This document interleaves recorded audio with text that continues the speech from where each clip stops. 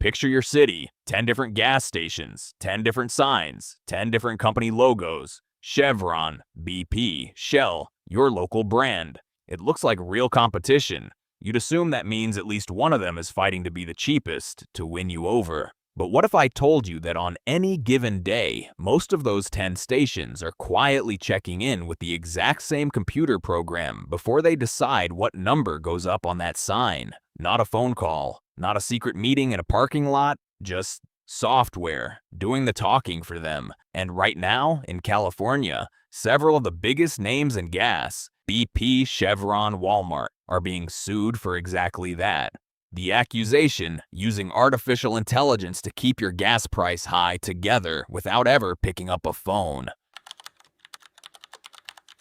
We're taught from childhood how competition is supposed to work. Different companies fighting for your money, which is exactly why prices are supposed to go down, not up. That's the whole promise of a free market. If one gas station charges too much, you just drive to the next one and they lose your business. For that system to work though, every business has to be making its own independent decision. Nobody calling a rival. Nobody peeking at a competitor's internal numbers. Just each company guessing on its own what price will win the most customers. That's the version of the story most of us grew up believing. But over the last several years, a quieter version of pricing has taken over huge parts of the economy. Not just gas, but apartments, hotel rooms, even groceries. Instead of guessing on their own, companies increasingly plug their pricing decision into a piece of software built by an outside company. That software watches what every other business in the area is charging in real time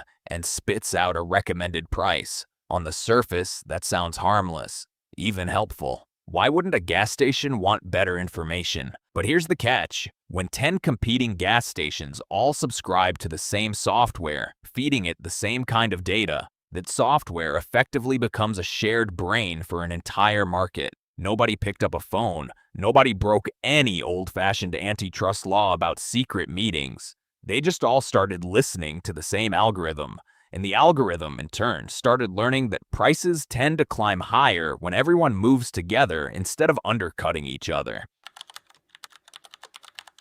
So let's actually break down how this works, step by step. A gas station, let's say a Chevron on a busy corner, doesn't set its own price by eyeballing the competition anymore. Instead, it pays for access to a pricing platform. Several major chains use the same handful of these platforms. The software constantly scrapes pricing data from every nearby station, sometimes through public price tracking apps, sometimes through direct data sharing agreements between the software company and other gas chains. Every few hours, the algorithm spits out a number. Here's what we recommend you charge today. In theory, a manager could ignore that number. In practice, most stations just accept it because second-guessing a tool that's specifically built to maximize profit feels like leaving money on the table.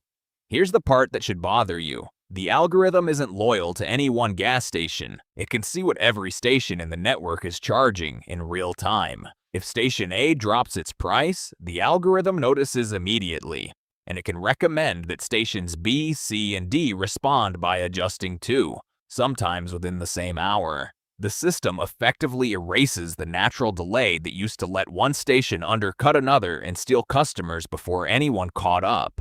Over time, the algorithm learns something simple but powerful. When everyone raises their price together instead of competing for customers, the whole network makes more money. Nobody had to explain that lesson to it.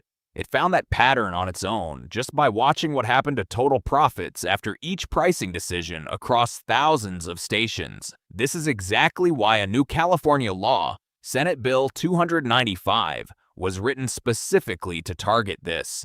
The law says companies can't use a shared algorithm or share sensitive pricing data through a third-party tool in a way that lets them effectively coordinate prices, even if no human ever explicitly agreed to anything.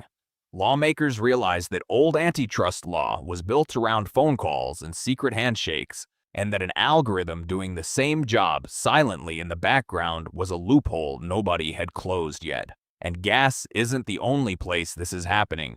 The exact same structure, one shared software platform feeding price suggestions to a whole industry, has already been accused of pushing up apartment rents across the country with a different piece of software built specifically for landlords. Once you see the pattern once, you start noticing it everywhere.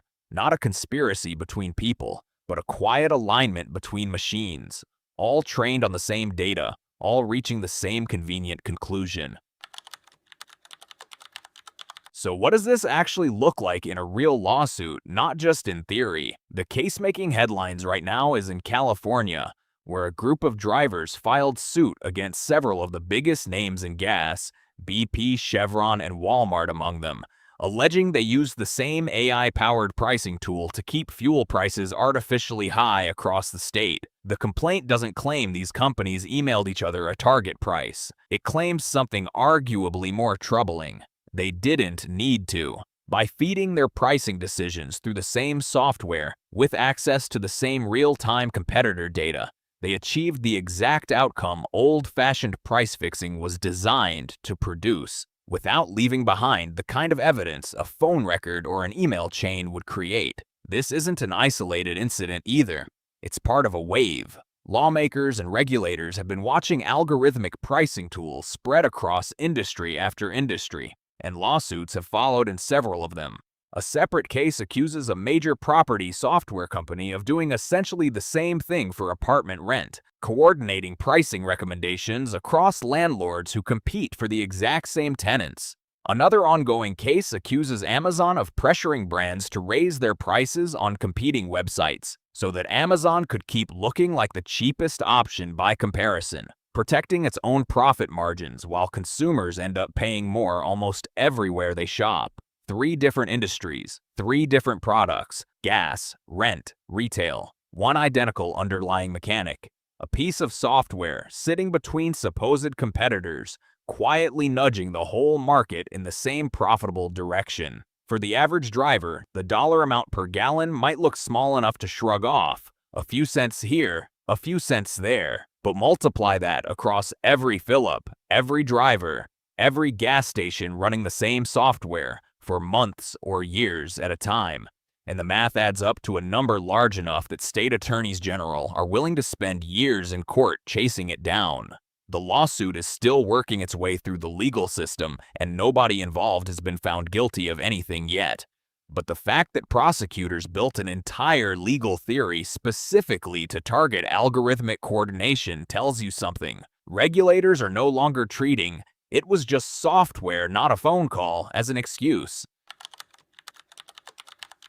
Regulators are scrambling to catch up to all of this because algorithmic pricing breaks the assumptions that decades of antitrust law were built on. California's law against shared pricing algorithms is one of the first of its kind in the country, but it's far from the only response. Other states have proposed similar rules. Federal regulators have opened their own investigations into pricing software used across multiple industries, not just gas. Lawmakers are now openly debating whether any company that builds a pricing tool used by multiple competitors should be treated legally, the same way as if those competitors had met in a room and shaken hands. The tricky part is enforcement. Proving old-school collusion used to mean finding a smoking gun email, a recorded phone call, a suspicious meeting at a conference. Proving algorithmic collusion means digging through code, training data, and the internal logic of a system that might not even have a human who fully understands why it makes the recommendations it makes. Some of these cases could take years to resolve, and by the time they do,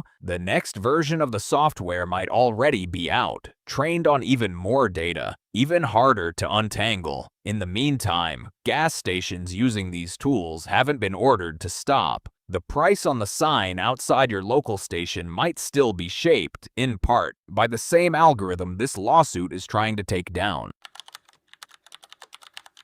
Here's the part of the story that should genuinely unsettle you. None of the individual gas station owners necessarily set out to rip you off. Most of them probably never thought of themselves as colluding with anyone. They just wanted a smarter way to set their prices. The same way you might use an app to find the best route to work. Nobody sat in a room plotting against drivers. And that's exactly what makes this so hard to stop. You can't put an algorithm on trial for intent because it doesn't have any. It's not malicious. It's just relentlessly, mathematically good at finding the most profitable pattern available to it. And it turns out that pattern again and again, across industries that have nothing to do with each other, is everyone quietly raising prices together instead of competing. So the next time you pull up to a gas station and the price on every sign on that block looks suspiciously similar, it's worth asking yourself, is that really competition working the way you were taught it should? Or is it 10 different companies paying for access to the exact same brain?